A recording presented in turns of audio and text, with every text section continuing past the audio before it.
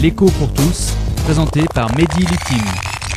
Madame, monsieur, bonjour. Cette semaine, une grande nouvelle nous est parvenue des États-Unis, ce grand méchant pays capitaliste. En effet, le gouvernement Obama a lancé une réforme à la Roosevelt en décidant que les banques que l'État garantissait contre la faillite, comme ça s'est produit en 2007 et en 2008 lors de la crise des subprimes, n'auraient plus le droit de spéculer avec leur propre argent, de manière à ce qu'elles ne fassent pas faillite, de manière à ce qu'elles ne demandent plus l'aide de l'État comme en 2007 et en 2008, et de manière incidemment à ce qu'elles ne déclenchent plus des crises économiques mondiales. Alors, celui qui a eu la bonne idée d'interdire que les banques puissent spéculer avec leur propre argent, c'est un pote d'Obama, c'est Paul Volcker, un vieux de la vieille qui a été président de la Banque centrale américaine, la Fed, dans les années 80.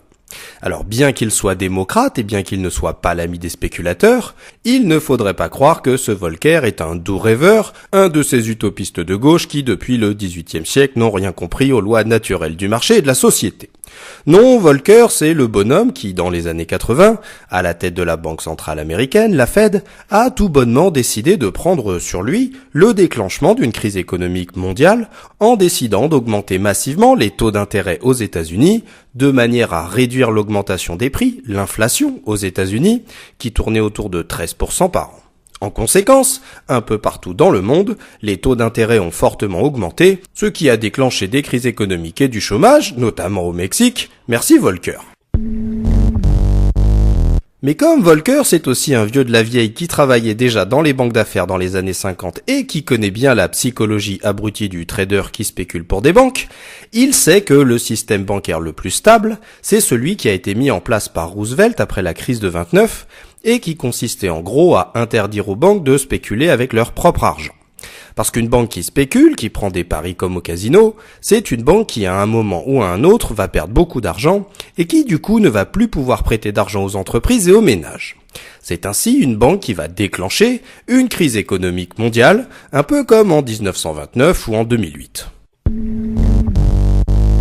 Alors, un des grands changements depuis la crise des subprimes de 2007-2008, c'est que maintenant, l'État américain a le droit d'imposer ses règles à toutes les grosses banques, les banques commerciales d'en bas de la rue, mais ça c'était déjà le cas avant, mais aussi les banques d'affaires d'en bas de New York, qui sont un peu les inventeurs, les boss, les Zlatan de la spéculation. Parce que pendant la crise des subprimes, les banques d'affaires, ces génies de la spéculation, ont été obligés de quémander à la Banque centrale américaine qu'elle leur prête de l'argent sans quoi c'était la faillite de génie assurée. Du coup, la Banque centrale a dit « Ok les cocos, mais en contrepartie de mon aide vitale, vous devez accepter de suivre mes règles ». Du coup, l'interdiction pour une banque de spéculer avec son propre argent touche aussi les banques d'affaires. Par ailleurs, Paul Volcker, le pote d'Obama, a eu l'idée d'interdire aux banques, qu'elles soient commerciales d'en bas de la rue ou qu'elles soient d'affaires d'en bas de New York, d'investir ou carrément de posséder des hedge funds, c'est-à-dire des entreprises de pure spéculation dont on ne connaît rien de leurs activités, parce qu'elles aiment profiter de la chaleur et de la bonne ambiance des paradis fiscaux.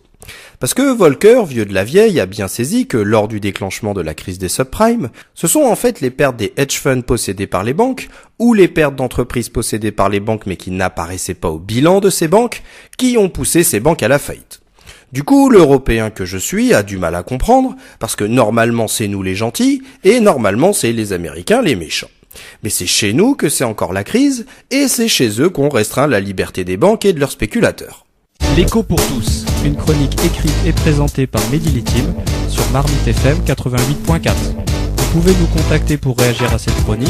sur marmitefm.canalblog.com.